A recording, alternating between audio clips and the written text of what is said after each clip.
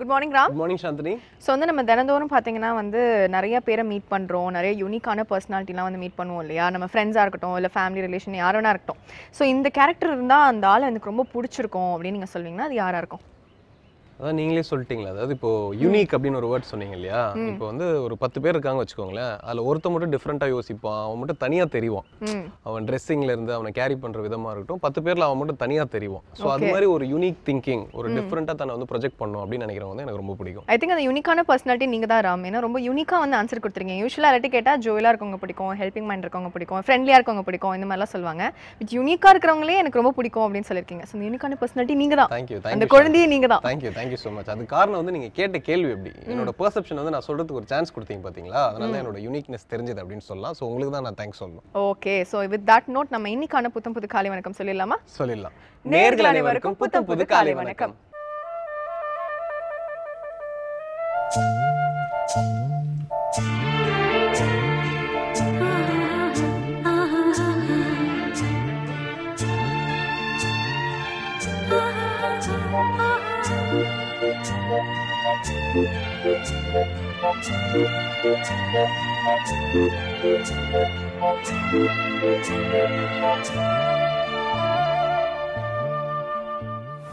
சாந்தினி, நம்ம நிகழ்ச்சியில் தினந்தோறும் வந்து ஒரு சன் ஃபேக்ட் வந்து பேசிட்டு இருக்கோம் இல்லையா? அதே மாதிரி இன்னைக்கு ஒரு ஃபேக்டோட நான் வந்திருக்கேன். அது என்னன்னு பார்த்தீங்கன்னா, இப்போ எர்த் பூமியை வந்து பார்த்துக்கிட்டிங்கன்னா அது புவி ஈர்ப்பு விசைன்னு சொல்லுவாங்க இல்லையா? Gravitational force. இப்போ நியூட்டன் வந்து கண்டுபிடிச்சார் இல்லையா? மரத்துல இருந்து ஒரு ஆப்பிள் விழுந்தது, அது எதுக்குன்னு அப்படின்னு வந்து அவர் ஆராய்ஞ்ச போது அவருக்கு தெரிஞ்சது வந்து கிராவிடேஷனல் ஃபோர்ஸ்னு ஒன்று இருக்குது, புவி ஈர்ப்பு விசைன்னு ஒன்று இருக்குது, அதனால தான் வந்து மேலே எது தூக்கி போட்டாலும் கீழே வந்துடுது அப்படின்றது வந்து கண்டுபிடிச்சார் இல்லையா? ஸோ அதே மாதிரி சூரியனுக்கும் வந்து கிராவிடேஷனல் ஃபோர்ஸ் இருக்கான். அது வந்து பார்த்தீங்கன்னா எர்த்தை விட, அதாவது பூமியை விட 28 மடங்கு ஜாஸ்தியான கிராவிட்டி பவர் இருக்கான். அப்பா, அப்ப நம்மள அங்க போய் வாழலாம்னு நினைக்கிறேன். அங்கெல்லாம் வாழ முடியாது, சுட்டெரிக்கும். சுட்டெரிக்கும்ல, எரிஞ்சிருவோம், பொசுக்கிடும் அப்படின்னு சொல்லலாம், பொசுங்கிடுவோம்னு சொல்லலாம். சரி, ஓகே. வித் தட் நோட் இன்னைக்கான நல்ல நேரம், ராகாலம், குளிகை, யமகண்டம் போன்றவையே பார்த்துடலாமா? பார்த்துடலாம். இது சூரியோதயம்.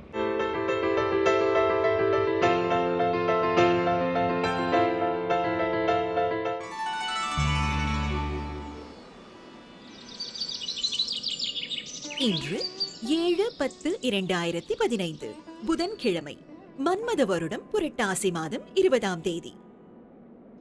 இன்று சூரியோதயம் 6:03. ராகு காலம் பகல் 12 மணி முதல் 1:30 மணி வரை. யமகண்டம் காலை 7:30 மணி முதல் 9 மணி வரை. குளிகன் காலை 10:30 மணி முதல் 12 மணி வரை. திதி தசமி பிற்பகல் 3:34 வரை பூசம், பிறகு ஆயில்யம் நட்சத்திரம்.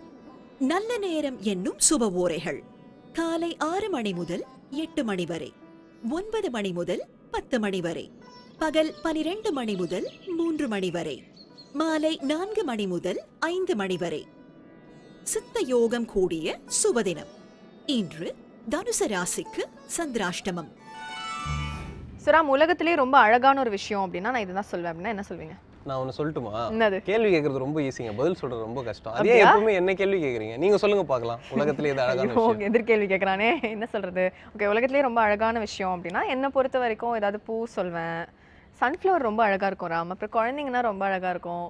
வேற என்ன, நான் தான் ரொம்ப அழகா இருப்பேன். ஓகே, அது ஏன் பொண்ணுங்க யாரை கேட்டாலும் எனக்கு வந்து பூனா ரொம்ப பிடிக்கும், குழந்தைங்கன்னா ரொம்ப பிடிக்கும் அப்படின்னு உங்களை வந்து ரொம்ப அப்படியே சாஃப்டா ப்ரொஜெக்ட் பண்ணிக்கிறீங்க. அது ஏன்னா வந்து நாங்க எப்படிப்பட்ட கேரக்டர் அப்படின்றத வந்து உங்களுக்கு போர்ட்ரே பண்ண விரும்புறோம். சோ வந்து ரொம்ப சாஃப்ட்டான பர்சன் நானு அப்படின்னு சொல்றதுக்காக நாங்க உங்களுக்கு சொன்னேன். சோ பொண்ணை பத்தி தெரிஞ்சுக்கணும்னா அவங்களோட லைக்ஸ் அண்ட் டிஸ்லைக்ஸ் வச்சு கண்டுபிடிச்சலாம். பொண்ணு கிடையாது, சாதாரணமா யாரை பத்தி தெரிஞ்சுக்கனாலும் அவங்க லைக்ஸ் அண்ட் டிஸ்லைக்ஸ். பையனை பத்திலாம் எனக்கு தேவையே இல்லைங்க, நான் பொண்ணை பத்தி தான் தெரிஞ்சுக்கணும். அப்படியா? ரொம்ப தீவிரமா இருக்கீங்கன்னு தெரியுது. சரி, ஓகே, நம்ம கலாய்க்கிறத நிறுத்திட்டு இன்னைக்கு என்ன வேலைக்கா வந்திருக்கோம் அது செய்யலாமா? ஓகே, இப்போ என்ன வர போகுதுன்னு பாத்தீங்கன்னா, அபிராமி வந்தாதில இருந்து 42வது பாடல், அதாவது நல்லடியார் நட்பு பெற அப்படின்ற பாடலுக்கு விளக்கம் சொல்றதுக்காக இலக்கிய மேகம் திரு ஸ்ரீனிவாசன் வந்திருக்காரு. பாத்துடலாமா? கண்டிப்பா. இது அபிராமி அந்தாதி.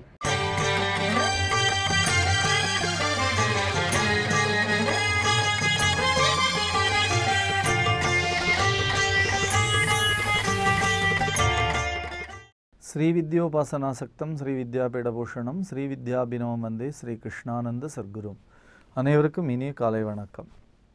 அபிராமி அந்தாதி அற்புத தமிழ் பாடலிலே நல்லடியார் நட்பு பெற என்கின்ற தலைப்பிலான அருமையான பாடல் 42 புண்ணியம் செய்தனமே மனமே புதுப்பூங்குவளை கண்ணியும் செய்ய கணவரும் கூடி நங்காரணத்தால் நன்னி இங்கே வந்து தம் அடியார் நடுவிருக்க பண்ணி நம் சென்னியின் மேல் பத்மபாதம் பதித்திடவே என்ற அற்புதமான பாடல். புண்ணியம் செய்திருந்தால்தான் நிச்சயமாக இறை வழிபாட்டிற்கு வர முடியும். புண்ணியம் இல்லாமல் எதுவும் நமக்கு நல்ல விஷயங்கள் நடக்குமா என்று கேட்டால் நிச்சயமாக இல்லை.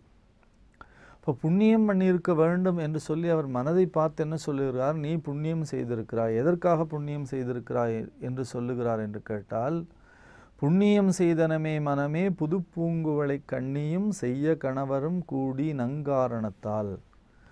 நம்ம பொருட்டு, அபிராமி பட்டரை பொருட்டு அவர் ஒரு மிகப்பெரிய செயலை செய்திருக்கிறாராம், இறைவனும் இறைவியுமாக. என்ன செய்தார்கள் என்று கேட்டால், அபிராமி பட்டர் தலையிலே பாதத்தை பதிப்பதற்காக மிகப்பெரிய அடியார்களை கூட்டி வைத்து அந்த அடியார்கள் நடுவிலே அபிராமி பட்டரை இருக்கச் செய்து அவருடைய தலையிலே 2 பேரும் சேர்ந்து பாதத்தை பதித்தார்களாம். அத்தகைய ஒரு மிகப்பெரிய புண்ணியத்தை செய்திருக்கிறார்கள். புண்ணியம் பண்ணி இல்லாவிட்டால் அத்தகைய ஒரு மிகப்பெரிய இறைவனும் இறைவியும் வருவது என்பது சாதாரணமான விஷயம் இல்லை. சீர்காழியிலே 3 வயது குழந்தை சிவபாத ஹிருதயர் இமைப்பொழுதும் என்னெஞ்சில் நீங்காதான் தாழ்வாழ்க என்று ஞானசம்பந்த பெருமானுடைய மிகப்பெரிய பாக்கியமுள்ள தந்தையாராக இருக்கக்கூடிய அவருடைய பெயர் சிவபாத ஹிருதயர். அவர் குழந்தையை கூட்டிக் கொண்டு வருகிறார். படித்துறையிலே குழந்தையை அமர்த்தி வைக்கிறார். அந்த குளத்துக்குள்ளே இறங்கி குளிக்கிறார். குளிக்கிற பொழுது மந்திரத்தை சொல்லிக்கொண்டு குளிப்பதனாலே ஒரு சில மணித்துளிகள் தண்ணீருக்குள்ளே மூழ்கி இருக்கிறார். குழந்தை தந்தையை காணோம் என்று சொல்லி 3 வயது குழந்தை அழுகிறது. 3 வயது குழந்தை அழுகிற பொழுது தந்தையை காணோம் என்று சொன்னால் அந்த குழந்தையினுடைய மிகப்பெரிய புண்ணியம், எந்த தந்தையை காணோம் என்று அழுதார் என்று சொன்னால் சிவபெருமானும் பராசக்தியுமாகவே சேர்ந்து வந்து விட்டார்கள். இந்த குழந்தை எதற்காக அழுதது என்று கேட்டால், வேத நெறி தழைத்தோங்க மிகு சைவத்துறை விளங்க பூத பரம்பரை பொலிய புனிதவாய் மலர்ந்து அழுத என்று சேக்கிழார் எழுதுகிறார். வாரியார் சுவாமிகள் அழகாக விளக்கம் சொல்லுவார்கள். புனிதவாய் மலர்ந்து அழுத, நாம் எல்லாம் அழுதால் வாய் குவியும். ஆனால் ஞானசம்பந்த பெருமான் அழுதாராம், வாய் மலர்ந்ததாம், வாய் விரிந்ததாம். அப்படி எதற்காக அழுதார்? உலகம் பொருட்டு, உலகத்தினுடைய நன்மை பொருட்டு. வேதம் இந்த உலகத்திலே தழைத்து ஓங்க வேண்டும், வேத நெறி தழைத்து ஓங்க, மிகு சைவத்துறை விளங்க, பூத பரம்பரை பொலிய, நல்ல அடியாருடைய பரம்பரை தொடர்ந்து வர வேண்டும், சைவம் மேன்மைகொள் செய்வ நீதி விளங்குக உலகமெல்லாம் என்று விளங்க வேண்டும், வாழ்க அந்தனர் வானவர் ஆனினம் வீழ்க தன்புணல் வேந்தனும் ஓங்குக, ஆழ்க தீயதெல்லாம் அரண் நாமமே சூழ்க வையகம் துயர் தீர்கவே என்று மிகச் சிறப்பாக பின்னால் பாடினாரே, அதுபோல இந்த உலகம் சிறந்தோங்கி வேத நெறியிலே தழைக்க வேண்டும். இதற்காக அவர் அழுதாராம். இவர் அழுததை கேட்டு பெற்ற தந்தையை காணோம் என்று அழுத அந்த சூழ்நிலையிலே யார் வந்தார்கள்? உலகத்தினுடைய தாயும் தந்தையும் வந்தார்கள். உலகத்தினுடைய தாயும் தந்தையும் வந்து ரிஷபாரூடராக காட்சி கொடுத்தார்கள். மிக அழகாக அப்பர் பெருமான் பாடுவார். அப்பன் நீ, அம்மை நீ, ஐயனும் நீ, அன்புடைய மாமனும் மாமியும் நீ, ஒப்புடைய மாதரும் ஒன்பொருளும் நீ, ஒரு குலமும் சுற்றமும் ஓரூரும் நீ, உய்ப்பனவும் துய்ப்பனவும் தோற்றுவாய் நீ, துணையாய் என் நெஞ்சம் துறப்பிப்பாய் நீ, இப்பொன்னி இம்மணி நீ, இம்முத்து நீ, இறைவன் நீ, ஏரூர்ந்த செல்வன் நீயே என்று பாடுவார். அப்படி ஏரூர்ந்த செல்வனாக இறைவனும் எம்பிராட்டியுமாக சேர்ந்து வந்தார்கள். இறைவன் என்ன செய்தார்? குழந்தை அழுகிறது, திருமுலைப்பாலை சுரந்து கொடு என்று சொன்னார். பரந்தெழுந்த சமன் முதலாம் பரசமய இருள் நீங்க, சிறந்தழுவு செய்வ நெறி திருநீற்றின் ஒளிவிளங்க, அறந்தைகட புகலியர்கோன் அமுது செய்ய, திருமுலைப்பால் சுரந்தளித்த சிவகாம சுந்தரி பூங்கழல் போற்றி என்று பாடுவார்கள். அப்படி சுரந்து அளித்தாளாம் தேவி. அப்போ எவ்வளவு பெரிய புண்ணியம், எவ்வளவு பெயர். அந்த பேர் இருக்கிறதே அது சாதாரணமான பேர் இல்லை, மிகப்பெரிய புண்ணியம் பண்ணி இருக்கிறார். மற்ற மூவருக்கும் திருவடி தீட்சை கிடைத்தது, இவருக்கு திருவடி தீட்சை கிடையாது. ஏனென்று சொன்னால் திருவடி போலவே தேவியினுடைய தனங்கள் 2 ஞானங்களை உடையது. ஒன்று பரஞானம், மற்றொன்று அபரஞானம். இந்த பரஞானம் அபரஞானம் இரண்டையுமே 2 மார்பகங்களிலே இருந்து பாலை பொழிந்து தேவி தந்ததனாலே திருவடி தீட்சை தனியாக ஞானசம்பந்த பெருமானுக்கு வழங்கப்பெற வேண்டிய அவசியம் இல்லாமல் போனது. இந்த குழந்தை அழுததற்கு அந்த பாலை தேவியே சுரந்தளித்தாள் என்று சொன்னால் பிறகு என்ன பேர் இந்த உலகத்திலே அவர் பெற வேண்டும்? 16 ஆண்டுகள் இந்த உலகத்திலே வாழ்ந்து 16ஆம் ஆண்டு நிறைவிலே திருமணத்தன்று எல்லோரையும் அந்த மிகப்பெரிய ஞானாக்னிக்குள்ளே அழைத்து சென்றார் என்று சொன்னால் ஞானசம்பந்த பெருமானுடைய மிகப்பெரிய கீர்த்தி. நன்றுடையானை தீயதில்லானை நரை வெள்ளேறு ஒன்றுடையானை உமை ஒரு பாகம் உடையானை சென்றடையாத திருவுடையானை சிராப்பள்ளி குன்றுடையானை கூரை என் உள்ளம் குளிருமே என்பது போலே ஆயிரக்கணக்கான தேவார பாடல்களை நமக்காக 3 திருமுறைகளுக்கு நமக்கு அளித்து அருளி இருக்கிறார். அப்படிப்பட்ட பேரு, ஒரு மிகப்பெரிய பேரு, இறைவனும் இறைவியுமாக வந்த பேரு, சாதாரணமாக பேரு இல்லை. நாம் ஆலயத்திற்குள்ளாக சென்று இறைவனும் இறைவியுமாக தரிசிப்பதே மிகப்பெரிய பேரு. 2 பேரும் சேர்ந்தா போலே ஐப்பசி மாதம் துலா மாத தீர்த்தவாரியின் போது 2 பேரும் சேர்ந்திருப்பார்கள். சந்திரசேகரரும் அம்பாளுமாக சேர்ந்திருப்பார்கள். பிரதோஷ காலத்திலே பிரதோஷ நாயகரும் அம்பிகையுமாக சேர்ந்திருப்பார்கள்.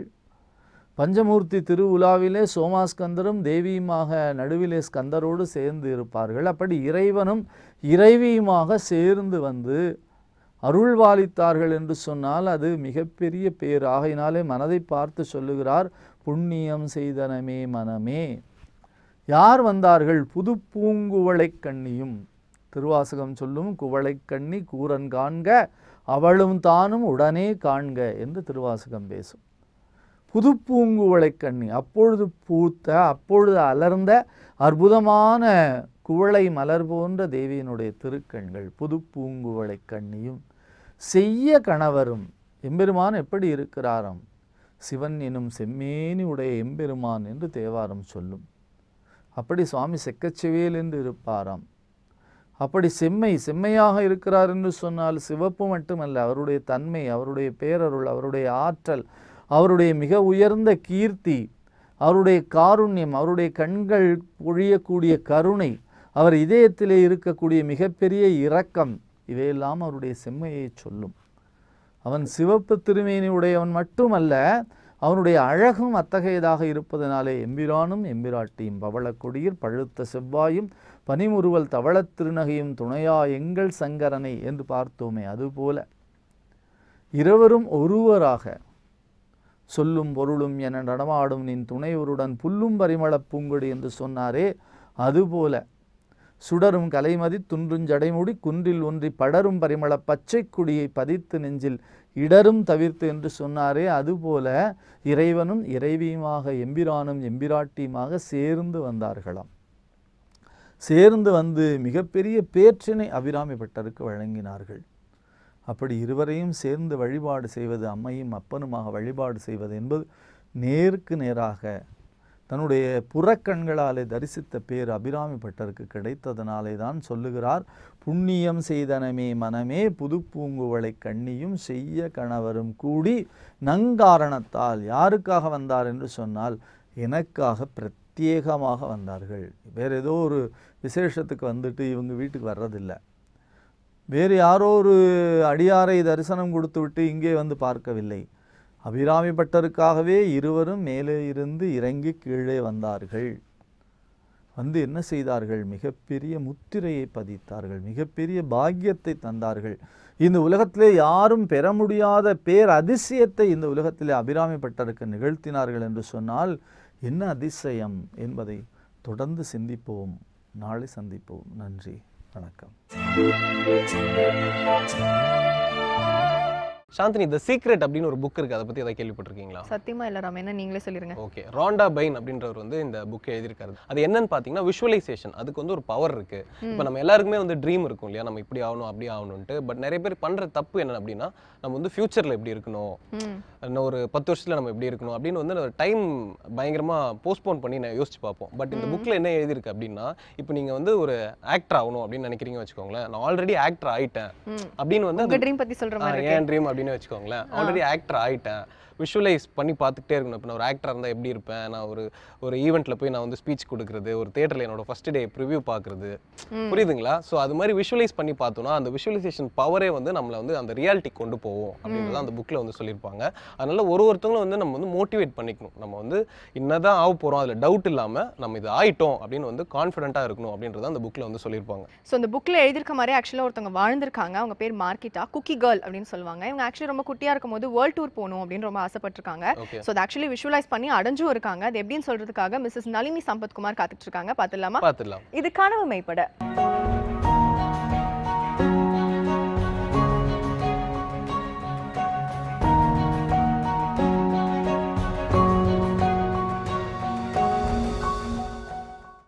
வேந்தர் டிவி நேயர்களுக்கு இனிய காலை வணக்கம். பிசினஸ் உலகத்தில் நம்பர் 1 இடத்த பிடிக்கணும் அப்படிங்கிற கனவு நிறைய பேருக்கு இருக்கும். அந்த பிஸ்னஸ் அப்படிங்கிற விஷயத்தில் நம்பர் 1 இடத்த பிடிக்கணும்னு நினைக்கிறவங்க நிறைய பேர் திரும்ப திரும்ப படிக்கிற ஒரு இன்ஸ்பைரிங்கான ஸ்டோரி யாரை பற்றினது அப்படின்னு பார்த்தீங்கன்னா மார்க்கிட்டா ஆண்ட்ரியூஸ், குக்கி கேர்ள் அப்படிங்கிறவங்கள பற்றி தான். உலகத்தின் நம்பர் 1 பிஸ்னஸ் விமன்னு கூட சொல்ல முடியாது, பிஸ்னஸ் கேர்ள் அப்படிங்கிற பேரை மார்க்கிட்டா எடுத்த பொழுது அவங்களுக்கு எவ்வளவு வயது இருக்கும்னு நினைக்கிறீங்க? கரெக்டாக சொல்லணும்னா 13 வயது தான். உலகின் நம்பர் 1 பிஸ்னஸ் கேர்ளாக மார்க்கிட்டா ஆண்ட்ரியூஸ் தன்னை தானே செதுக்கி கொண்டது தனது 13வது வயதில்தான். எப்படி அந்த பிஸ்னஸ் உலகத்தில் அந்த நம்பர் 1 இடத்த மார்க்கிட்டா பிடிச்சாங்க அப்படிங்கிற கதையை பற்றி தான் இன்றைய நிகழ்ச்சியில் நாம் பேசி தெரிஞ்சுக்க போகிறோம். மார்க்கிட்டா ஆண்ட்ரியூஸ் தன்னுடைய 8வது வயதை எட்டிய பொழுது அவங்களுக்குள்ள ஒரு சின்ன ஆனால் சீரியஸான கனவு உதயமாச்சான். அது என்ன கனவு அப்படின்னா, இந்த உலகத்தை சுற்றி வரணும் அப்படிங்கிறது தான் அவங்களோட கனவு. சரி, ஃபேமிலி பேக்ரவுண்ட் ரிச்சாக இருந்தது அப்படின்னா அந்த கனவை மார்க்கிட்டாவால் தன்னுடைய 8வது வயதிலேயே எட்டியிருக்க முடியும். ஆனால் ஃபேமிலி பேக்ரவுண்ட் அப்படிங்கிறது ஒரு மிடில் கிளாஸ் ஃபேமிலியாக தான் இருந்தாங்க மார்க்கிட்டா. மார்க்கிட்டாவோட அப்பா அவங்கள விட்டு பிரிஞ்சதுனால மார்க்கிட்டாவும் அவங்க அம்மாவும் மட்டுமே நியூயார்க்கில் தங்களுடைய புது வாழ்க்கையை தொடங்கி இருந்த சமயம் அது. மார்க்கிட்டா அவங்க அம்மா கிட்ட போய், அம்மா என்னுடைய கனவு என்ன தெரியுமா, நீயும் நானும் சேர்ந்து இந்த உலகத்தை ஃபுல்லாக சுற்றி வரணும் அப்படிங்கிறது தான் என்னுடைய கனவு அப்படின்னு சொன்ன பொழுது அவங்க தாயார் சிரிச்சுக்கிட்டே சொன்னாங்களாம், நிச்சயமாக உன் கனவை நீ தீவிரமாக நம்பு, அந்த கனவு நிச்சயம் நிறைவேறும், அந்த கனவு மெய்யாகும்னு நீ முதல்ல உண்மையாக நம்ப ஆரம்பி.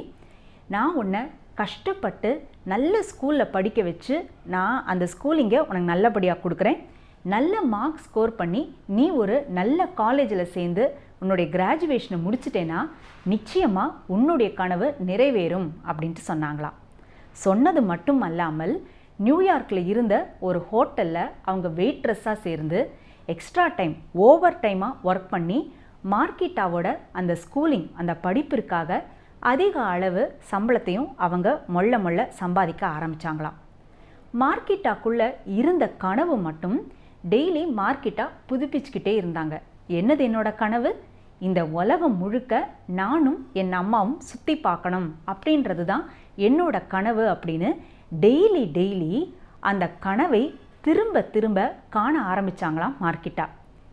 அவங்க தன்னுடைய 13வது வயதை எட்டிய பொழுது அவங்க கண்ணில் கேர்ள் ஸ்கவுட் மேகசின் அப்படின்ற ஒரு பத்திரிகை கண்ணில் பட்டுதான். அந்த பத்திரிகையில் ரொம்ப வித்தியாசமான ஒரு போட்டி இருந்தது.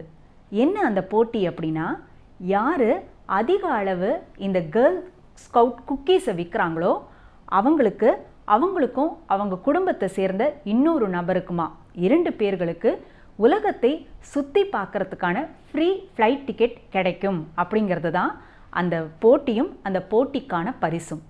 ஸோ அன்னியிலிருந்து ரொம்ப சந்தோஷமாயிட்டாங்களாம் மார்க்கிட்டா.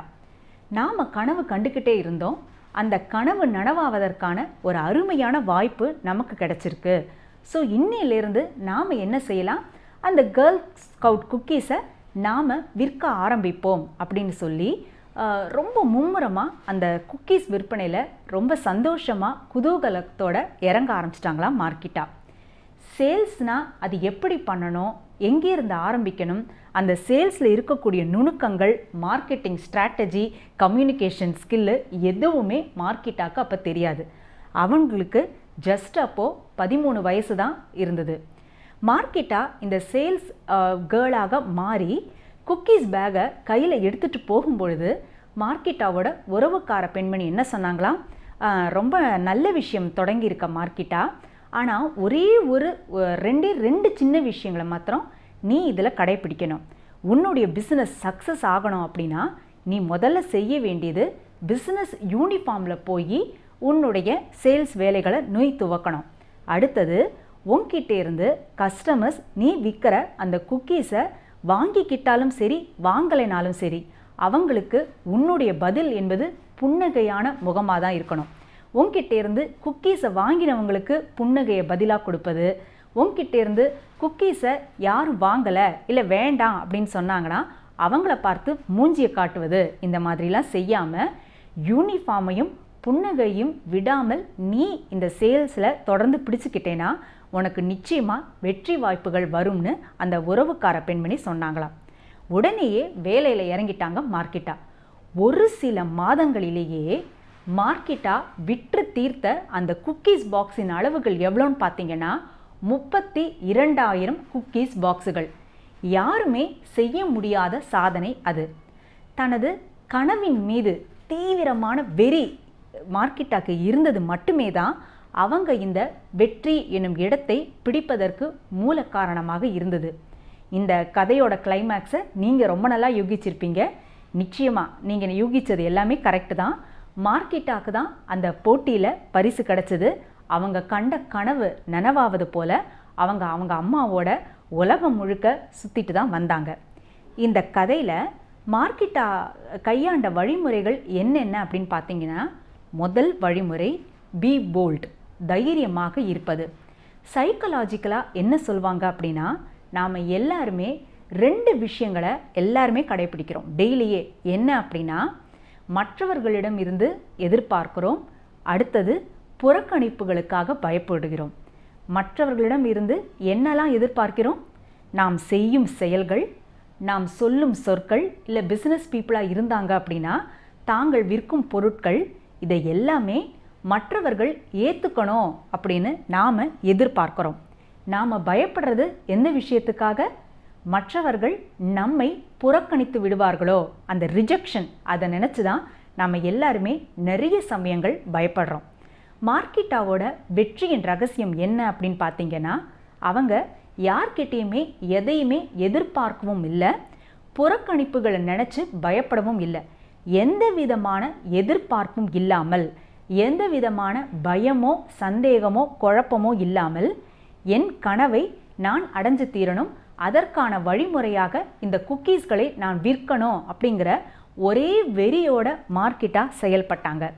ரொம்ப பெரிய பிஸ்னஸ் கேர்ள் அப்படின்ற இடத்த பிடிச்சப்புறம் மார்க்கெட்டா ஆண்ட்ரியூஸ் கிட்ட நிறைய டிவி சேனல்ஸ்லாம் வந்து இன்டர்வியூ எடுத்த பொழுது மார்க்கெட்டா என்னன்னு சொன்னாங்களாம், என் கனவை நான் தீவிரமாக நம்பினேன், அது எப்படியும் நிறைவேறிவிடும், ஆனால் 13 வயசில் நிறைவேறும் நான் எதிர்பார்க்கல, 50 வயசு 70 வயசு அல்லது 80 வயது வரை நான் உயிரோடு இருந்தாலும் அந்த 80வது வயதில் கூட என்னால் இந்த உலகத்தை சுற்றி வந்துவிட முடியும்னு நான் நம்பினேன், அதுதான் இந்த வெற்றிக்கான காரணம் அப்படின்னு சொன்னாங்களாம்.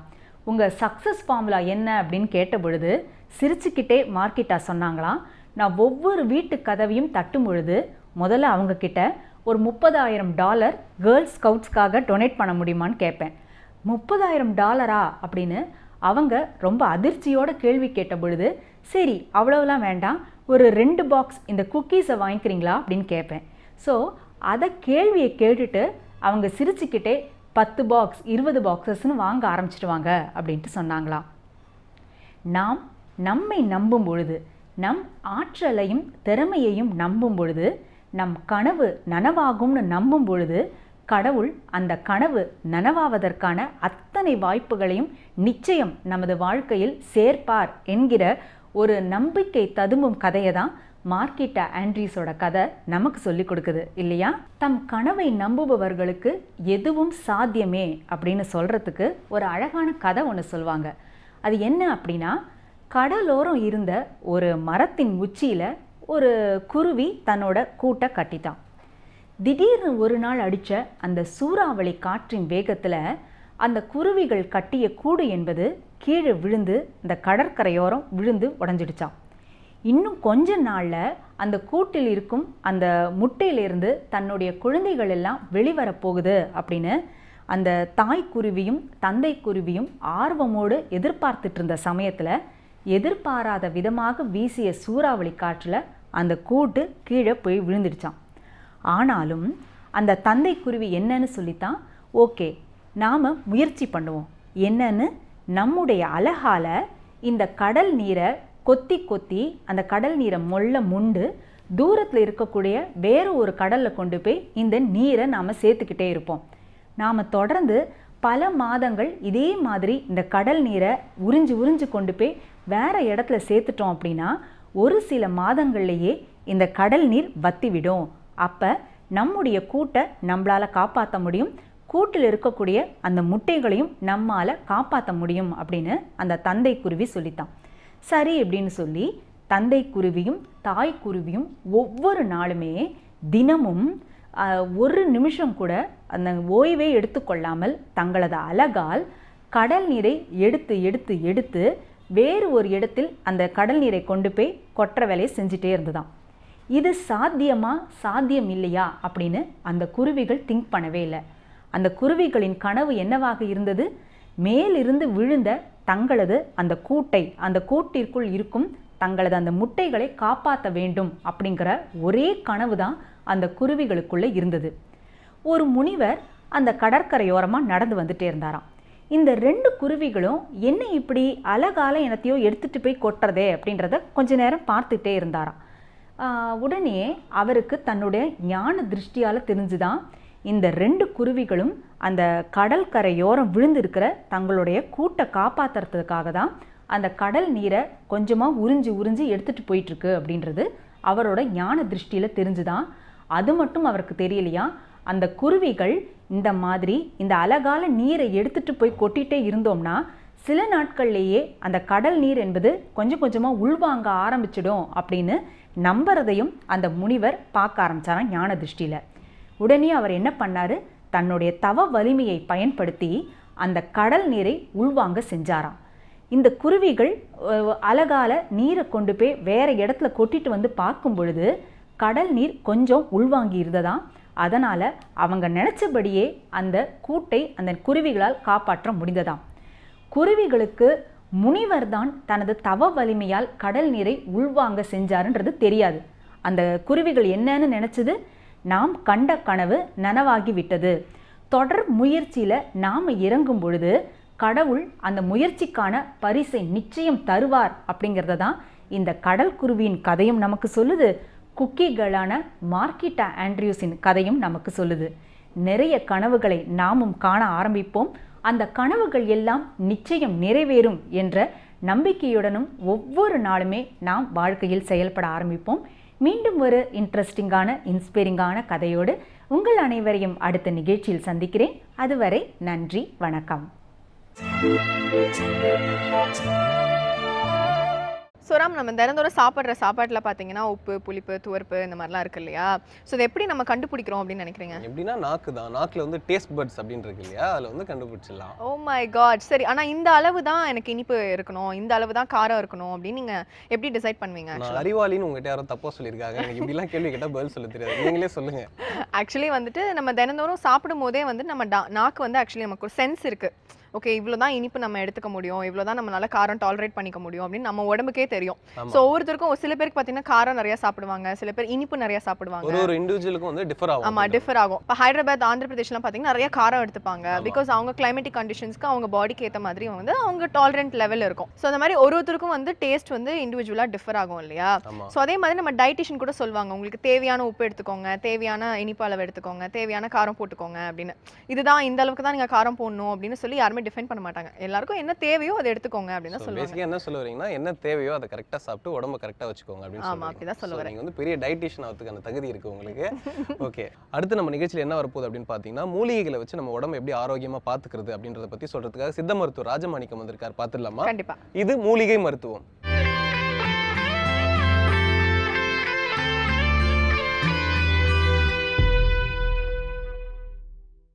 வேந்தர் டிவி நேயர்களுக்கு காலை வணக்கம்.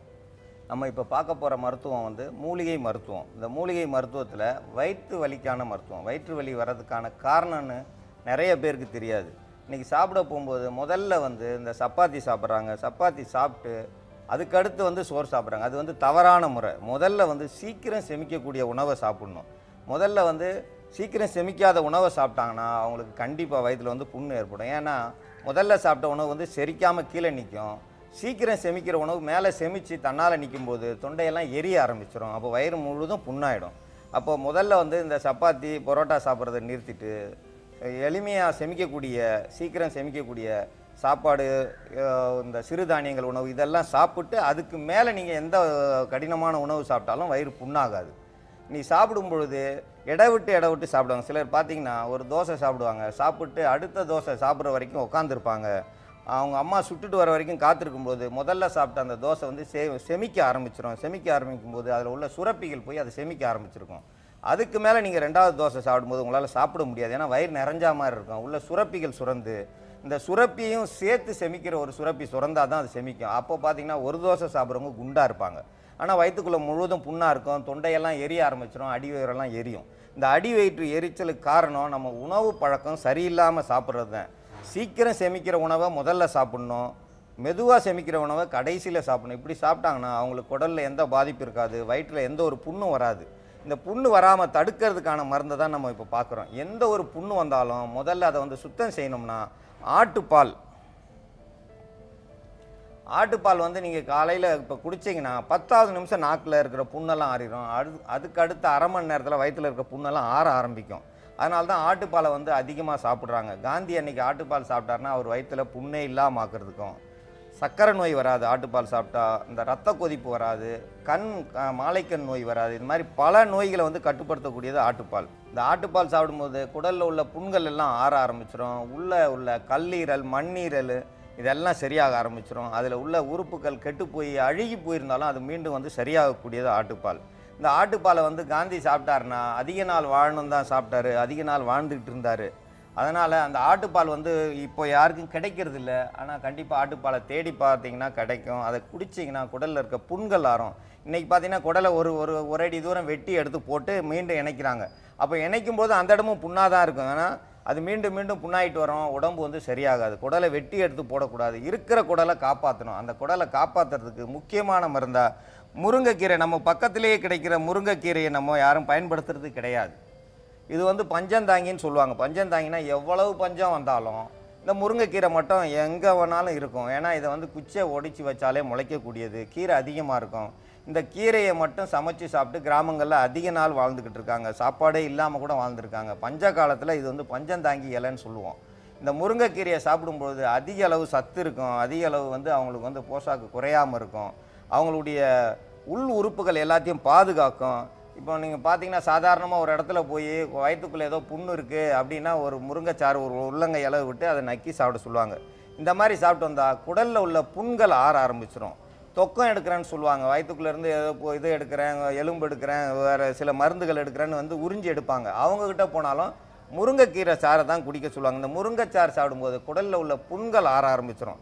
முருங்கைக்கீரையை வாரம் 2 முறை எடுத்துகிட்டு வந்தோம்னா குடல் புண்கள் ஆறும். அது மட்டும் இல்லாமல் நல்ல சக்தியை கொடுக்கும். உடலில் உள்ள ஊழசதைன்னு சொல்லுவோம். அந்த கொழுப்பு, தேவையில்லாத கொழுப்புகளை கரைக்கக்கூடியது, நல்ல கொழுப்புகளை கொடுக்கக்கூடியது. அதனால் முருங்கைக்கீரை இதில் பயன்படுத்துகிறோம்.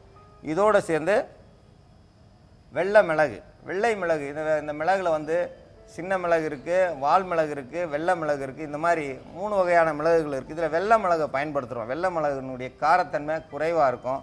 இதனுடைய தன்மையை வந்து நம்ம பயன்படுத்தி இந்த வெள்ளை மிளகையும் சேர்த்து இதோட சேர்க்கும்போது குடலில் உள்ள புண்களை ஆற்ற ஆரம்பிக்கும். அதில் உள்ள கிருமிகளை வந்து வெளியேற்றும். இந்த நோய் கிருமிகள் அந்த புண்ணில் போய் தூத்திச்சுன்னா அந்த புண்ணை ஆறவே விடாது. அந்த நோய் கிருமிகளை வந்து இது வெளியேற்றக்கூடியது. மிளகு அதிக அளவு சேர்த்துட்டிங்கன்னா வயிற்றோட்டம் ஏற்படும். அதனால் இதெல்லாம் அளவாக தான் சேர்க்கணும், மருத்துவர் ஆலோசனையுடன் சேர்க்கணும். இந்த மிளகு அளவோடு சேர்த்தோம்னா அந்த புண்களை ஆற்றும். அளவுக்கு அதிகமாக சாப்பிட்டா வயிற்றோட்டம் உண்டாக்கி அந்த உடம்பு வந்து கொஞ்சம் உபாதைக்கு உண்டாக்கிடும். அதனால் அளவோடு தான் சேர்க்கணும் இந்த வெள்ளை மிளகு. மஞ்சள் வந்து நம்ம பயன்படுத்துகிறோம். மஞ்சள் எதுக்கு பயன்படுத்துகிறோம்? நோய் எதிர்ப்பு சக்திக்கு பயன்படுத்துகிறோம், கிருமிகளே இல்லாமல் இருக்கிறதுக்கு பயன்படுத்துகிறோம். இந்த மஞ்சளை அரைச்சி வாசலில் தெளித்தோம்னா வீட்டுக்குள்ளே எந்த ஒரு நோய் கிருமியும் வராது. இந்த கால்ரா போகிற நேரம் ஊரெல்லாம் வந்து வயிற்றோட்டம் ஏற்படுது, அந்த நேரம் இந்த மஞ்சளை கரைச்சி வீட்டை சுற்றி தெளிச்சிருந்தாங்கன்னா அந்த வீட்டுக்கு வந்து அந்த நோய் வராது. அவங்க வீட்டில் இருக்க யாருக்குமே வந்து அந்த வயிற்றோட்டம் ஏற்படாது. அந்த மாதிரி நோய் எதிர்ப்பு சக்தி உடையது. சில நோய் கிருமிகளை வாசல்லையே கொண்டுடும். அதனால தான் இதை வந்து தெளிப்பாங்க, வாசலில் மஞ்சள் தெளிக்கிறாங்க. சில பேருக்கு தெரியாது, என்னமோ முட்டாள்தனமாக மஞ்சள் தெளித்தாலே அந்த வீட்டுக்கு பாதுகாப்பு அதிகம். மஞ்சள் தெளிக்க மகாலட்சுமி வரும்னு சொல்லுவாங்கன்னா கெட்டது போனால் நல்லது வரதான் செய்யும். அதனால தான் மஞ்சளை தெளிக்கிறோம். இந்த மஞ்சளை வந்து பயன்படுத்தும் போது குடலில் உள்ள புண்களை ஆற்றக்கூடியது. எந்த ஒரு காயம் அடிபட்டதும் அதில் மஞ்சள் தூளை எடுத்து வச்சிங்கன்னா அந்த புண் வந்து சீக்கிரம் ஆற ஆரம்பிச்சிடும். அதனால தான் அந்த காலத்தில் மஞ்சளை போட்டாங்க. முகத்தில் இருக்கிற முகப்பருவுகள் வந்து கிள்ளி அதெல்லாம் புண்ணாயிடும். அதுக்கு வந்து மஞ்சள் பூசி வந்தாங்கன்னா முகத்தில் அந்த முகப்பரு இருந்த இடம் தெரியாமல் போகும். இதெல்லாம் வந்து இன்றைக்கி மறைமுகமாக வச்சு எல்லாமே வந்து பேஸ்ட்டாக வந்து கொடுக்க ஆரம்பிச்சிட்டாங்க. நம்ம பெண்கள் வந்து இப்போ மஞ்சள் முகத்துக்கு போடுறதே கிடையாது. ஏன்னா மஞ்சள் போட்டால் நிறைய நன்மைகள் உண்டாகும். மஞ்சளை சாப்பிட்டாலும் அதிக நன்மையை உண்டாக்கும். குடல் புண்களை ஆற்றும், வயிற்று வலியை போக்கக்கூடியது இந்த மஞ்சள். பூண்டு வந்து பல வகை இருக்குது. இதில் பெரிய பூடு இருக்குது, சின்ன பூடு இருக்குது, ரசப்பூடு இருக்குது, மலைப்பூடு இருக்குது, தரப்பூடு இருக்குது. இந்த மாதிரி பூண்டு வகை இருக்குது. எந்த பூண்டு எடுத்துக்கிட்டாலும் கவலைப்பட வேண்டாம். எல்லா பூண்டும் வந்து நமக்கு நல்லது செய்யக்கூடிய இந்த பூண்டை நம்ம சாப்பிடும்போது உள்ளே இருக்கிற புண்களில் உள்ள கிருமிகள் சாகும், தேவையில்லாத அழுக்குகள் வந்து வெளியாக்கும். உள்ளே வந்து வாயு தொல்லை இருந்ததுன்னா அந்த வாயு தொல்லையை வெளியேற்றும். அந்த வாயு தொல்லை வெளியாக அவங்களுக்கு வந்து வயிற்று உபாதைகள் குறையும்.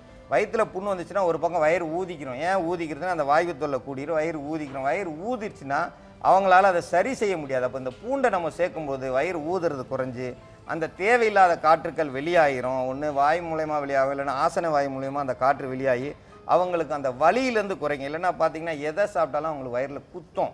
ஐயோ எதையுமே சாப்பிட முடியல, சாப்பிட்டதுமே எனக்கு வயிறில் குத்துது, எனக்கு வலி தாங்க முடியல, வயிறு ஊதிக்கிறதுன்னுவாங்க, ஏப்பம் வரமாட்டுதுன்னுவாங்க. இதெல்லாம் சாப்பிடும் பொழுது ஏப்பம் வர ஆரம்பிச்சிடும். அது வந்து சரியாகக்கூடியது. இதெல்லாம் சேர்ந்த கலவையாக நம்ம மருந்தாக தயாரிக்கும் பொழுது இந்த நம்ம உடம்புல இருக்கிற உபாதைகள் சரியாகும். குடல் வந்து கண்டிப்பாக சுத்தமாகும். குடலில் உள்ள புண்கள் ஆற ஆரம்பிச்சுன்னா அடிவயிற்றில் வலி இருக்காது. அடிவயிற்று வலி இருந்துச்சுன்னா தோல் சுருங்குறதுக்காக வேண்டி வலிக்கும்னு சில பேர் நினைப்பாங்க. இல்லை, அந்த வந்து வலி தொட்டாலே வலிக்கும். அங்கே உள்ள ரணமாக இருக்கும். சிலருக்கு பார்த்தீங்கன்னா கல் போல் இருக்கும். அந்த வயிறை தொட்டால் கல் மாதிரி இருக்கும். அது எதை சாப்பிட்டாலும் எனக்கு வயிறு நிறைஞ்சா மாதிரி இருக்குன்னு சாப்பிடவே மாட்டாங்க. அதனால் உணவு பழக்கத்தை கண்டிப்பாக மாற்றணும். ரசாயன உரமிட்ட உணவுகளை சாப்பிடாம இயற்கையில் விளைவிக்கப்பட்ட உணவுகளை சாப்பிட்ணும். இந்த இயற்கையில் விளைவிக்கப்பட்ட உணவுகளை சாப்பிட்டோம்னா அந்த உடல் உபாதைகள் சரியாகும். இன்றைக்கி பார்த்திங்கன்னா சிறுதானியங்கள் வந்து நிறைய சாப்பிட ஆரம்பித்தாங்க. சிறுதானியங்கள் சாப்பிட இந்த கஷ்டங்கள்லாம் வராது. வயிற்று உபாதைகள் சரியாகும். வயிற்றில் உள்ள புண்கள் சரியாகணும்னா கண்டிப்பாக ஆட்டுப்பால் தேவை. இதில் மஞ்சளுடைய அளவு கொஞ்சம் குறைஞ்சே தான் சேர்க்கணும். இதெல்லாம் அளவு முறையில் தவறாக செஞ்சோம்னா தவறாக தான் வந்துடும். இந்த தவறாக வராமல் சரியாக செய்யணும். இந்த சரியாக செஞ்சு வயிற்று புண்ணை போக்குறதுக்கான மருத்துவத்தை இப்போ நம்ம பார்க்கலாம்.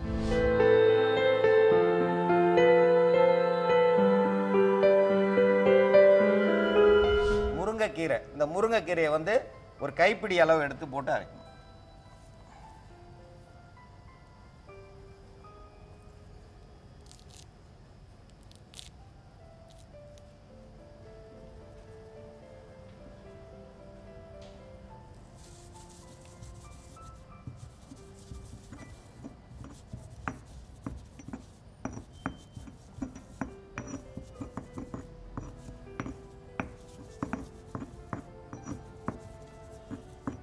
இதில் வந்து மிளகு வந்து ஒரு 3 மிளகுக்கு மேலே வேண்டாம். இந்த வெள்ளை மிளகு 3 மிளகு இதோட சேர்த்து போட்டு அரைக்கணும். 3 மிளகு போட்டால் போதும். மிளகு அதிகமாக சேர்த்தா வயிற்றில் புண்ணு வந்து சரி பண்ணுறதோட வயிற்றோட்டத்தை அதிகப்படுத்திடும். மஞ்சள் வந்து ஒரு மிளகு அளவுக்கு தான் எடுக்கணும். அதிகமாக எடுத்து சேர்த்துடக்கூடாது. மஞ்சள் இருக்குன்னு மஞ்சள் வந்து ஒரு மிளகு அளவுக்கு தான் எடுத்துருக்கேன், ஒடிச்சு எடுத்துருக்கேன். இந்த ஒரு மிளகு அளவுக்கு தான் சேர்க்கணும், அதிக அளவும் சேர்க்கக்கூடாது. மஞ்சள் அதிகமாக சேர்த்தோம்னா வாந்திக்கு வராமல் இருக்கும். வயிற்றில் இருக்கிற புண்கள் வந்து கொஞ்சம் ரணம் வலி கூடிரும், வாந்திக்கு வராமல் இருக்கும். அதனால் மிளகு அளவுக்கு தான் சேர்க்கணும். மஞ்சள் அதிகமாக சேர்க்கக்கூடாது.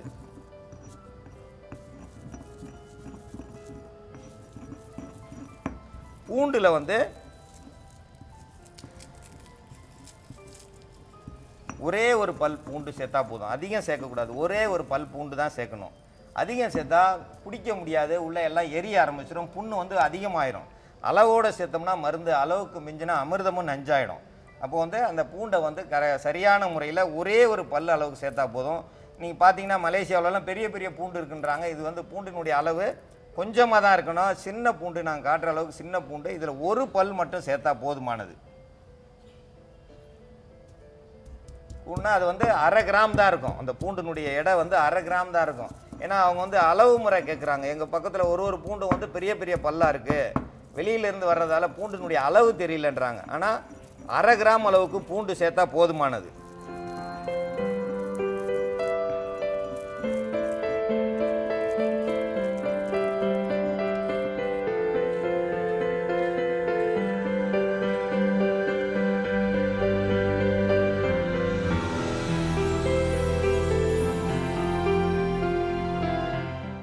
அந்த கூழில் வந்து 100 மில்லி ஆட்டுப்பால் சேர்க்கணும்.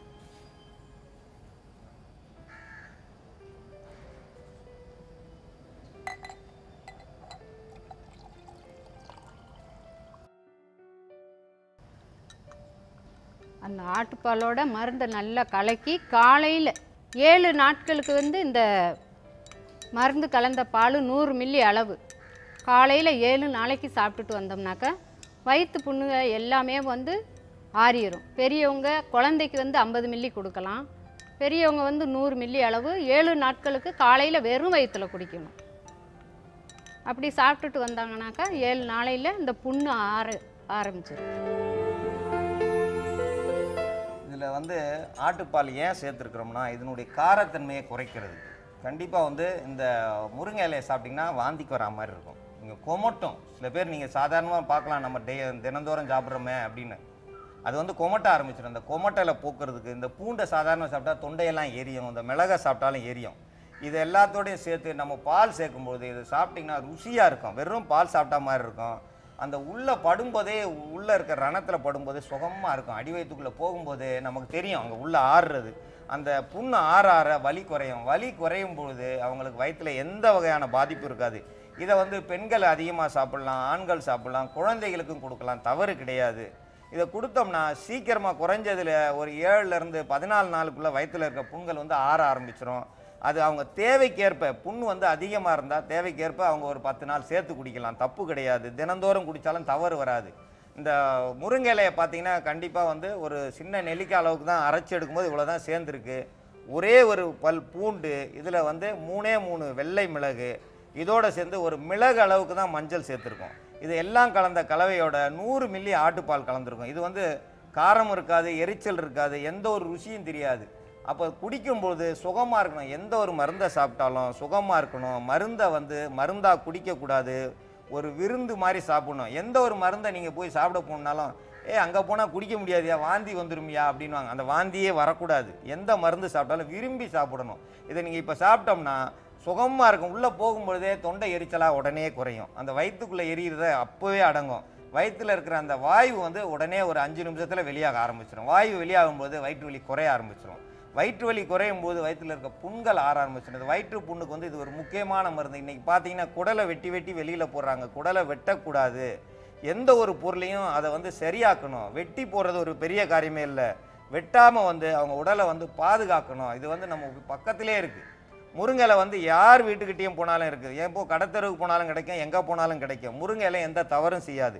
நேராக சாப்பிட்டிங்கன்னா கண்டிப்பாக முருங்கை சாப்பிடும்போது கொமட்டும், வாந்திக்கு வரும். அதனால் முருங்கை சாப்பிட மாட்டாங்க பச்சை. ஆனால் இந்த மாதிரி முறையில் சாப்பிட்டோம்னா இந்த பால் முழுவதும் சாப்பிட்டாலும் சுகமாக இருக்கும். இந்த ஆட்டுப்பாலில் இந்த முருங்கை இலையை சேர்த்து இந்த பூண்டு, மிளகு, மஞ்சள் இதெல்லாம் சேர்த்து கலந்த கலவையை குடிக்கும் பொழுது தொண்டைக்கு இதமாக இருக்கும். தொண்டை வீக்கமாக இருந்தால் வீக்கம் குறைய ஆரம்பிச்சிடும். வயிறுகள் வந்து வயிற்றில் உள்ள புண்கள் சரியாகும்.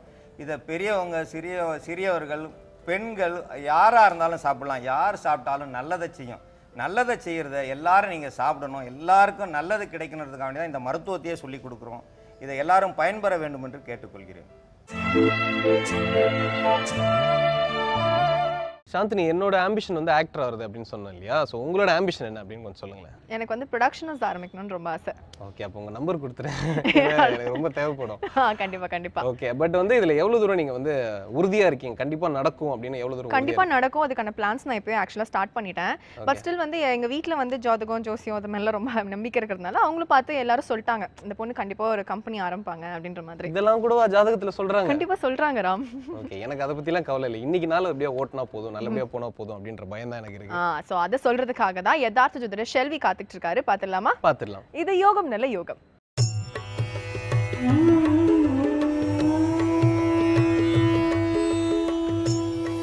வேந்தர் டிவி நேயர்களுக்கு அனைவருக்கும் இனிய காலை வணக்கம். யோகம் நல்ல யோகம் நிகழ்ச்சியில் ஒவ்வொரு நாளும் உங்களை சந்திப்பதில் மகிழ்ச்சி அடைகின்றேன். இன்றைய நாளானது பார்த்தீர்கள் என்றால் 7ஆம் தேதி 10வது மாதம் 2015ஆம் ஆண்டு புரட்டாசி மாதம் 20ஆம் நாள் புதன்கிழமை. மேஷம் முதல் மீனம் வரை உள்ள ராசி நேயர்களுடைய தினப்பலன்களை பார்ப்போம். முதலாவதாக பார்க்கக்கூடிய ராசிக்காரர்கள் மேஷ ராசிக்காரர்கள். மேஷ ராசிக்காரர்களுக்கு இன்றைய நாள் பார்த்தீர்கள் என்றால் இரத்தபந்த உறவுகள் விஷயத்தில் சிறிது கவனம். ஏற்கனவே இரத்தத்தில் சர்க்கரை இரத்த கொதிப்பு உள்ளவர்கள் சிறிது எச்சரிக்கையுடன் இருப்பது நன்மை தரும்.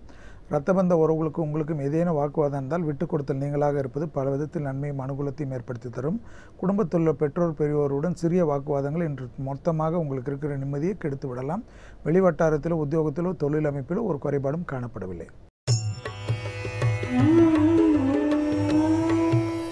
அடுத்ததாக நாம் பார்க்கக்கூடிய ராசிக்காரர்கள் ரிஷப ராசிக்காரர்கள். ரிஷப ராசிக்காரர்களுக்கு தைரியம் தன்னம்பிக்கை வளர்க்கக்கூடிய நாளாக காணப்படுகிறது. எடுத்த காரியத்தில் ஜெயமும் அனுகூலமும் காணப்படுவதுடன் நீண்ட நாட்களாக ஒரு எண்ணம் இன்று நிறைவேறுவதற்குண்டான சாத்தியக்கூறுகள் உங்களுடைய முயற்சியால் திருவினையாக்கக்கூடிய அமைப்பை ஏற்படுத்தி தரக்கூடிய நாளை பொன்னாளை சரியாக முறையாக பயன்படுத்தி கொள்ளுங்கள். வண்டி வாகனங்கள் மற்ற ஏதாவது சுபகாரிய அமைப்புகளுக்கு உண்டான விஷயத்திற்கு முக்கியத்துவம் கொடுப்பது நன்மை தரும். அடுத்ததாக நாம் பார்க்கக்கூடிய ராசிக்காரர்கள் மிதுன ராசிக்காரர்கள். வார்த்தைக்கு மதிப்பு மரியாதையும் சமூகத்திலும் வெளிவட்டாரத்திலும் தொழில் அமைப்பிலும் குடும்பத்திலும் ஏற்படுவதற்குண்டான சாத்தியக்கூறுகள் காணப்படுகிறது. தொலைதூர செய்திகள் நன்மைகள் அனுகூல பிராப்தங்கள் ஏற்படுவது சரியாக முறையாக பயன்படுத்திக் கொள்ளுங்கள். தொட்டது தொடங்கக்கூடிய காலகட்டமான இந்த நாளை உங்களுடைய வார்த்தைக்கு உண்டான அமைப்பில் தேன் தடவை வார்த்தை மிக முக்கியமாக பிரயோகித்து அதை நல்லபடியாக முடித்துக் கொள்ளுங்கள். கொடுக்கல் வாங்கல் பிரச்சனையில் பேசி தீர்த்து கொள்வது சுபமான அமைப்பாக காணப்படும். சட்ட சிக்கல் உள்ளவர்கள் சிறிது எச்சரிக்கையுடன் இருக்கக்கூடிய நாள். அடுத்ததாக நாம் பார்க்கக்கூடிய ராசிக்காரர்கள் கடகராசிக்காரர்கள். கடகராசிக்காரர்களுக்கு இன்றைய நாள் பார்த்தீர்கள் என்றால் வெளிவட்டாரத்திலோ உத்தியோகத்திலோ தொழில் அமைப்பிலோ ஒரு குறைபாடும் காணப்படவில்லை. அரசாங்கத் துறையில் இருந்தவர்கள் உங்களுடைய எண்ணத்துக்கு ஏற்றவாறு பேரும் புகழும் பெறுவதற்குண்டான சாத்தியக்கூறுகள் காணப்படுகிறது. மேலும் கடகராசிக்காரர்களுக்கு வயிற்று சம்பந்தப்பட்ட பிரச்சனைகளிலும் பிள்ளைகள் விஷயத்திலும் சிறிது கவனமாக இருக்கக்கூடிய நாளாக காணப்படுகிறது. பிள்ளைகளுடன் பாராமுகமாகவும் கோபதாபமோடும் தாய் தந்தையராக இல்லாமல் நல்ல தோழனாக தோழியாக இருக்கக்கூடிய நாளாக காணப்படுவதை சரியாக முறையாக பயன்படுத்திக் கொள்ளுங்கள். அடுத்ததாக நாம் பார்க்கக்கூடிய ராசிக்காரர்கள் சிம்ம ராசிக்காரர்கள். சிம்ம ராசிக்காரர்களுக்கு கடன் அட்டைகளை வீட்டிலே வைத்துவிட்டு செல்வதை நன்மை தரக்கூடிய நாளாக காணப்படுகிறது. அனாவசிய செலவுகளை அறவே தவிர்த்து கொள்ளுங்கள். நண்பர்களுக்காக தாம்பீகமாக எல்லாம் செலவு செய்து பெரும் சிக்கல்களையும் பிரச்சனையும் ஏற்படுத்திவிடும். யாருக்கும் ஜவாப் ஜாமீன் கொடுக்கக்கூடிய நாளாக காணப்படவில்லை. எனவே எல்லா விஷயத்திலிருந்து கொஞ்சம் ஒதுங்கி நின்பதே நன்மை தரும். பிறர் மெச்ச வேண்டும் என்பதற்காக நீங்கள் சுயமுயற்சியில் ஏதேனும் செய்தீர்கள் என்றால் குடும்பத்தில் அதனால் நிம்மதி கெடும். அதனால் உங்களுக்கு பாதிப்பு ஏற்படும். எனவே எந்த ஒரு விஷயத்திலும் டாம்பிகம் வேண்டாம். அடுத்ததாக நாம் பார்க்கக்கூடிய ராசிக்காரர்கள் கன்னியா ராசிக்காரர்கள். கன்னியா ராசிக்காரர்களுக்கு இன்றைய நாள் பார்த்தீர்கள் என்றால் கண்டிப்பாக லாபமான அமைப்பு. ஏதேனும் ஒரு விஷயத்தில் அனுகூலங்கள் பிரயாணங்கள் தத்துரூபமாக உங்களுக்கு ஏற்றவாறு முடிவது சந்தோஷ அமைப்பு ஏற்படுத்தி தரும். உத்தியோகத்திலோ தொழில் அமைப்பிலோ வியாபார அமைப்பிலோ அபிவிருத்தி ஏற்படும். வியாபாரத்தில் இருப்பவர்கள் புதிய உக்திகள் பயன்படுத்துவதுடன் புது கூட்டாளிகள் கிடைப்பதற்குண்டான முயற்சிகள் வெற்றி திருவினையாக்கும். நீண்ட நாட்களாக சந்தோஷமாக கிடைக்கக்கூடிய ஒரு முயற்சிகள் இன்று வெற்றி திருவினையாக்கும். மேலும் கன்னியா ராசிக்காரர்கள் அசையாம அசையா பொருள் சேர்க்கைக்கு உண்டான முயற்சிகளில் ஈடுபட்டீர்கள் என்றால் இன்று கிடைப்பதற்குண்டான சாத்தியக்கூறுகள். அடுத்ததாக நாம் பார்க்கக்கூடிய ராசிக்காரர்கள் துலா ராசிக்காரர்கள். உத்தியோகத்தில் காணப்பட்டிருந்த சிக்கல்கள் படிப்படியாக நிவர்த்தி ஏற்படும். உத்தியோகத்தில் எடுத்த காரியம் ஜெயம் ஏற்படும். உங்களுக்கு பிரச்சனையாக இருந்தவர்கள் கூட உங்களை விட்டு விலகி ஓடுவதற்குண்டான சாத்தியக்கூறுகள் காணப்படுகிறது. உங்களுக்கு உபத்திரம் கொடுத்தவர்களோடு ஒன்று சரணாகதி அடைவார்கள், இல்லை என்றால் தானாக விலகி போவார்கள். உத்தியோகத்தில் மிகப்பெரிய ஏற்றமும் கௌரவமும், சிலருக்கு இழந்த கௌரவத்தை கிடைப்பதற்குண்டான சாத்தியக்கூறுகளும், புதிய பொறுப்புகள் வருவதற்குண்டான அனுகூலங்களும் பெரிய பிராப்தத்தை ஏற்படுத்தும். அடுத்ததாக நாம் பார்க்கக்கூடிய ராசிக்காரர்கள் விருச்சிக ராசிக்காரர்கள். தந்தை வழி உறவுகள் விஷயத்திலும் தேவையில்லாத விஷயத்திலும் ஈடுபடாமல் இருப்பது விருச்சிக ராசிக்காரர்களுக்கு நன்மை தரும். சட்டத்திற்கு உட்பட்டு நடப்பவர்களுடன் பழக்கமே மிகப்பெரிய ஏற்றத்தை ஏற்படுத்தி தரும். சட்டத்திற்கு புறம்பான நிலைகளோடு உங்களை அண்டாமல் பாதுகாத்துக் கொள்ளக்கூடிய நாளாக காணப்படுகிறது. ஜென்மசனியில் இன்றைய நாளில் சில முக்கியமாக காணப்படக்கூடிய அமைப்பு என்னவென்று பார்த்தால், துஷ்ட சகவாசம் பிராண சங்கடம் என்று சொல்வார்கள். எனவே நட்பாக இருக்கட்டும், உறவாக இருக்கட்டும், அந்த விஷயத்தில் மிக கவனமாக இருங்கள். தாங்கள் உண்டு தங்கள் வேலை உண்டு என்று இருப்பவர்களுக்கு மிகப்பெரிய அனுகூலங்கள் காணப்படும். அடுத்ததாக நாம் பார்க்கக்கூடிய ராசிக்காரர்கள் தனுசு ராசிக்காரர்கள். தனுசு ராசிக்காரர்களுக்கு இன்றைய நாள் பார்த்தீர்கள் என்றால் சந்திராஷ்டம அமைப்பு காணப்படுகிறது. தனுசு ராசிக்காரர்கள் எடுத்த விஷயத்திலெல்லாம் சிறிது கவனமாக இருக்க வேண்டும். 7.5 சனியில் இருப்பதனால் வண்டி வாகனத்தில் வித்தைகள் காட்டினீர்கள் என்றால் உங்கள் வித்தைகளை காட்டுவதற்கு மருத்துவமனையை தான் கதியாக இருக்க வேண்டும். எனவே வண்டி வாகனத்திலும் அனாவசிய பயணங்களை அறவே தவிர்த்து கொள்வதிலும், யார் விஷயத்திலும் வீண்டாக விதண்டாவாதம் செய்வது பெரும் சிக்கல்களையும் பிரச்சனைகளையும் ஏற்படுத்திவிடும். மற்றபடி உங்களுடைய மனதிற்கு சிலது சங்கடங்கள் ஏற்படக்கூடிய அமைப்பு காணப்படுவதால் சிவனை சரணாகதி அடைவதே இன்று நன்மை ஏற்படுத்தி தரும். அடுத்ததாக நாம் பார்க்கக்கூடிய ராசிக்காரர்கள் மகர ராசிக்காரர்கள். மகர ராசிக்காரர்களுக்கு வெளிவட்டாரம் உத்தியோகம் தொழிலமைப்பு மிகப்பெரிய ஏற்றமும் அனுகூலம் காணப்படும். மகர ராசிக்காரர்களுக்கு தொட்டது தொடங்கக்கூடிய காலகட்டமாக காணப்படுவதுடன் அரசமைப்பு தனிப்பட்ட உத்தியோகத்தில் மேன்மை அடைவதற்குண்டான சாத்தியக்கூறுகள் காணப்படுகிறது. அதே சமயம் குடும்பத்தில் உள்ள துணை அல்லது துணைவியாருடன் சிறு வாக்குவாதங்கள் கூட பெரிய அளவு மன கஷ்டத்தையும் சங்கடத்தையும் ஏற்படுத்துவதற்குண்டான அமைப்பை ஏற்படுத்தி தரும். எனவே மகர ராசிக்காரர்கள் வெளிவட்டாரம் ஏற்றமாக இருந்தாலும் குடும்ப விஷயத்தில் விட்டுக் கொடுப்பவர் நீங்களாக இருப்பது நன்மை தரும். அடுத்ததாக நாம் பார்க்கக்கூடிய ராசிக்காரர்கள் கும்பராசிக்காரர்கள். தைரியம் தன்னம்பிக்கை வளரக்கூடிய நாளாக காணப்படுகிறது. எடுத்த காரியத்தில் முயற்சிகள் வெற்றி திருவினையாக்கும். நீண்ட நாள் முயற்சிகள் வெற்றி திருவினையாக்குவதை கண்கூடாக பார்க்கலாம். படிப்படியாக நல்ல முன்னேற்றம் அனுகூலம் காணப்படுவதுடன் தைரியம் தன்னம்பிக்கை வளர்வதுடன் எதிரிகள் படிப்படியாக பின்னோக்கி செல்லக்கூடிய அமைப்பை ஏற்படுத்தி தரக்கூடிய நாளாக காணப்படுகிறது. நீண்ட நாள் கனவுகள் மற்றும் அரசமைப்பில் காணப்பட்டிருந்த சிக்கல்கள் நிவர்த்தி ஏற்படுகிறது. அதே சமயம் சட்டத்துக்கு புறம்பான ஒரு விஷயத்தில் ஈடுபட்டீர்கள் என்றால் பெரும் விலை கொடுக்க வேண்டும்.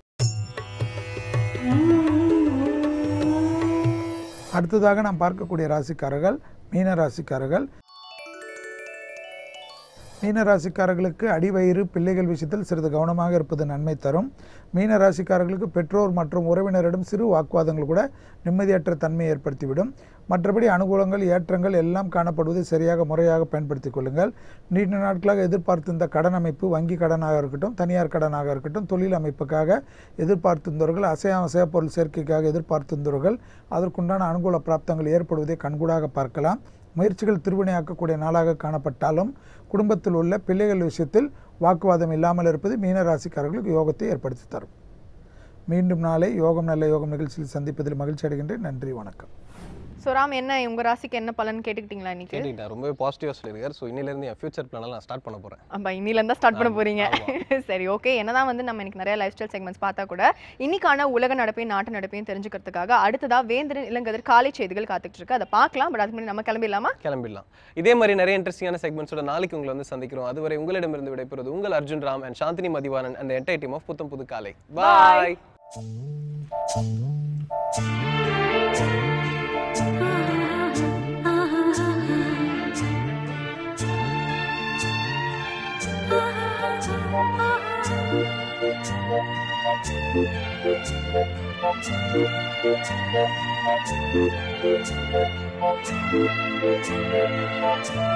Thank you.